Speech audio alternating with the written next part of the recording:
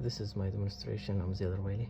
I have my code running here, and this should increment as a default the LED count.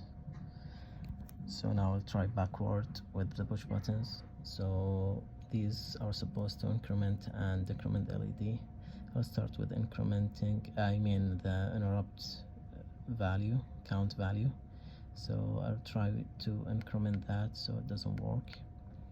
Decrementing, it doesn't work. So I have to switch these on, one of them on for the increment and one of them like for switch 0 on to increment and switch 1 on to decrement. I assume that they don't work together, so incrementing and decrementing. So I'll try first with switch 0 to increment with push button 0, and it should be set as a default to 3. And now when I press it, it should show the timer count 4, as you see right now. So increment this again, it should show 5, and also I'll go to 6 and 7 to see if it goes more than that. So now it's 6, and then I'll show 7 here. Then I'm gonna show if it goes farther than 7. It doesn't. I press it again, only 7. So I have to switch it off and then switch 1 on to decrement. So I'll do the decrementation. So now it's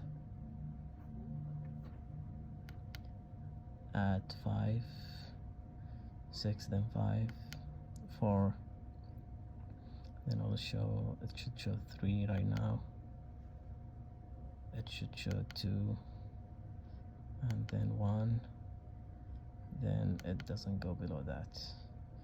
So for switch 2, it should set it as a default to 3, the timer count value. And let's try the flashing. So whenever I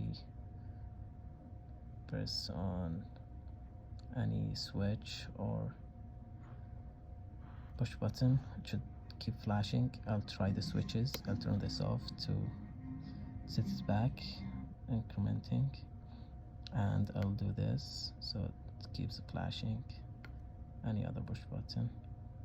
So now this push button, it keeps flashing. So I'll turn this off and check if it is going to be set at 3.